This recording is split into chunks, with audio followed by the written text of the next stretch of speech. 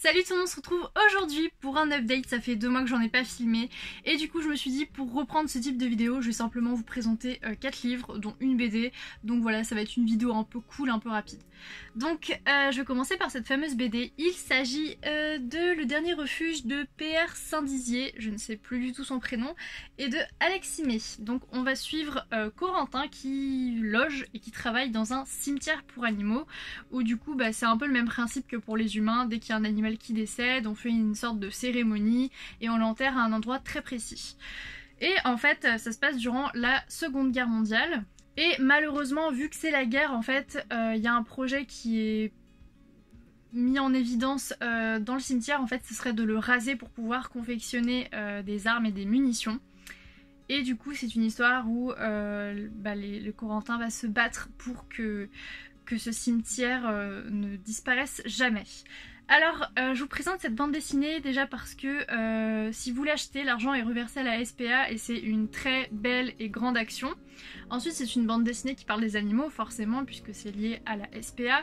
Et je trouve ça très chouette parce que je ne connais pas beaucoup de bandes dessinées qui parlent des animaux. Donc comme je vous disais, on suit Corentin. Corentin, c'est vraiment le personnage auquel on peut tous s'identifier si on aime les animaux. C'est quelqu'un qui est très proche d'eux, qui les aime du fond du cœur, qui leur fait vraiment une belle cérémonie lorsqu'ils sont enterrés. Enfin voilà, c'est vraiment quelqu'un qui a beaucoup de cœur et qui veut vraiment leur rendre hommage. Et on a un second personnage principal qui est ici en fait, et qui va également aider Corentin dans sa mission de rendre hommage et de célébrer les animaux. Donc c'est une lecture qui est très rapide, hein. Il fait pas beaucoup de pages, il en fait 60 je crois, donc ça va très vite, mais c'est super intéressant parce que ça met vraiment, mais vraiment en avant le lien qui est très fort et unique entre les animaux et les humains, le sentiment de protection que les humains ont sur les animaux, parce qu'il y a vraiment certaines personnes qui feraient tout pour protéger les animaux. Et on a aussi quelques vues sur le rôle des animaux, la place des animaux pendant la guerre. Donc on a un petit peu tout dans ce livre-là. Donc c'était une bonne lecture, mais encore une fois c'est très rapide.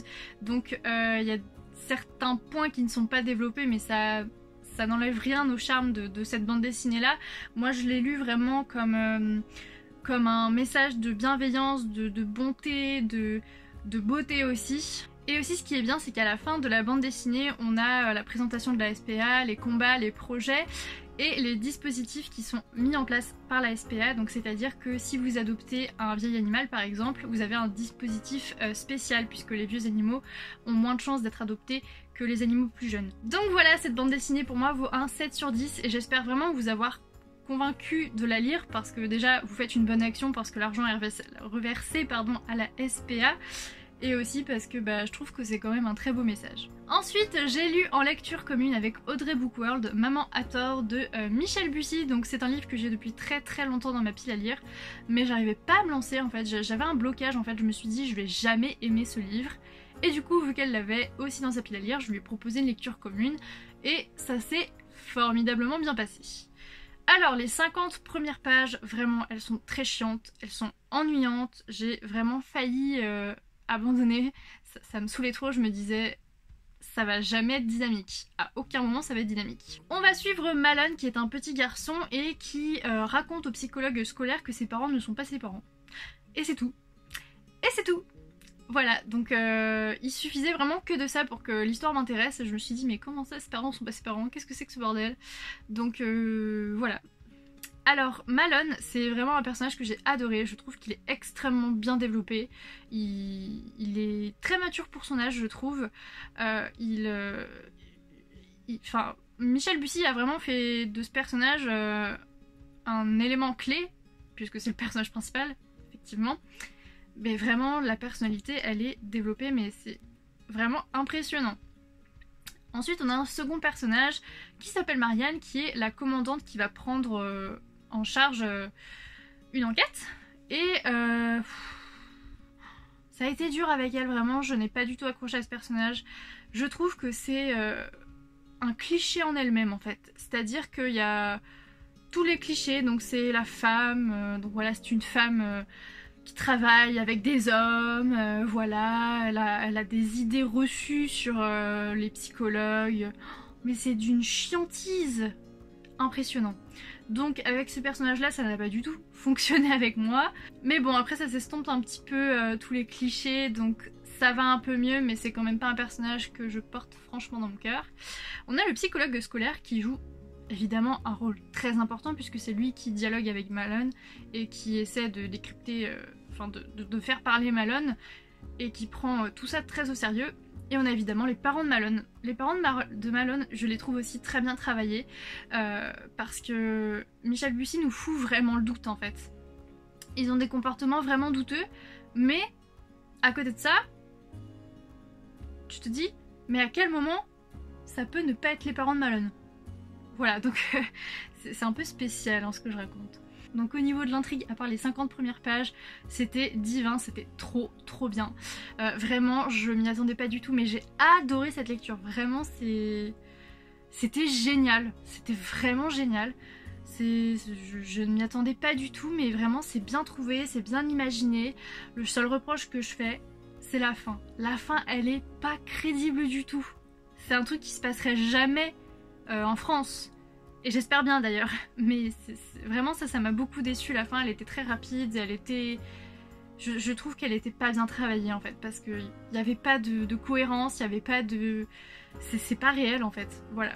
Donc c'est ça mon reproche, mais sinon j'ai passé une excellente lecture et il vaut un 8 sur 10. J'ai ensuite lu un livre de Manon Fargeton, donc il s'agit de Aussi libre qu'un rêve. Donc c'est l'histoire de deux sœurs jumelles qui sont nées à quelques minutes d'intervalle. Sauf que on est dans un monde en fait où quand tu nais tel mois, tu es destiné à faire tel métier, telle profession. Et du coup, eh bien, y a une des sœurs jumelles qui est née le 31 décembre et une des sœurs jumelles qui est née le 1er janvier. Sauf qu'en fait, les premiers mois de l'année sont là où il y a les meilleurs métiers, et les fins d'année en fait sont là où il y a les pire métier entre guillemets. Ce qui m'a vraiment attirée dans ce livre, c'est le concept. Je trouvais ça tellement génial, j'aime bien les trucs comme ça un peu farfelus, où t'as une société un peu chelou, type comme ça là, ton métier c'est en fonction de ton mois, voilà. Si t'es chanceux et que t'es né en début d'année, t'auras un métier de ouf, et si t'es né en fin d'année, t'es pas chanceux, donc t'auras un métier entre guillemets, gros guillemets, de merde. Sauf que j'ai pas du tout aimé ma lecture, mais alors pas du tout. En fait c'est un tout petit livre, enfin tout petit, pas si petit que ça, mais alors ça va vite, ça va extrêmement vite, genre tout s'enchaîne, t'as pas le temps de suivre. Ensuite les personnalités des personnages sont pas du tout développées, hein, vraiment les personnages principaux, tu connais vraiment que le minimum d'elles, c'est-à-dire leur prénom et leur âge. Et voilà. En fait, les personnages secondaires sont plus développés que les personnages principaux. Et ça m'a pas du tout plu, vraiment, je n'ai pas du tout aimé. Ensuite, l'autrice a entre guillemets façonné son propre vocabulaire, donc c'est un vocabulaire qui est adapté à cet univers-là, à cette société-là.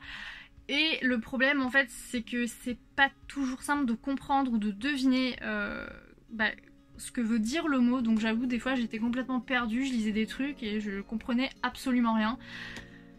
Je n'ai pas du tout aimé ma lecture,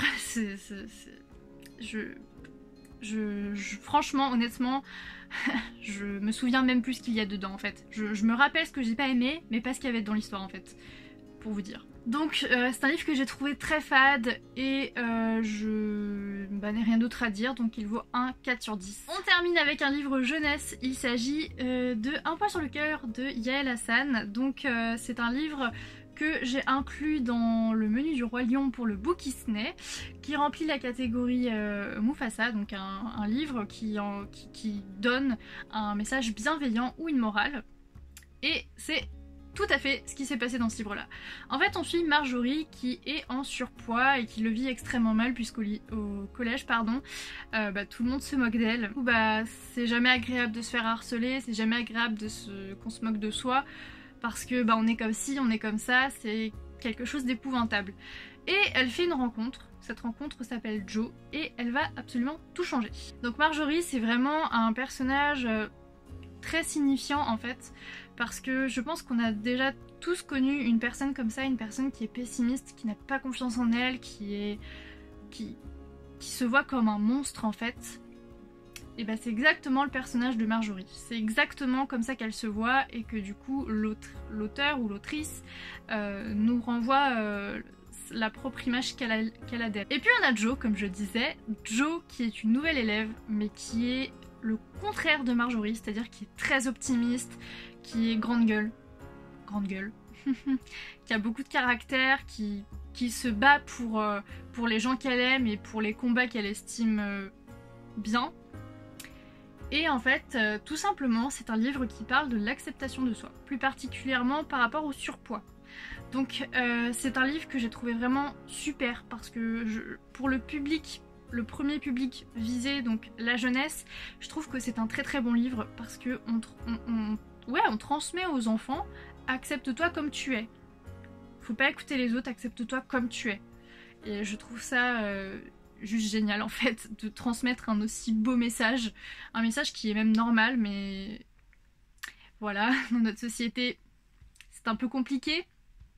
Mais c'est vraiment quelque chose de beau. Donc, pour être tout à fait honnête, je ne vais pas garder ce livre. Je vais aller le porter en bouquinerie parce que c'est un livre en fait qui a un message tellement puissant, je peux pas le garder en fait. Moi, il me sert pas. Il me sert pas à moi, mais je pense qu'il servira beaucoup à un autre enfant ou à d'autres enfants.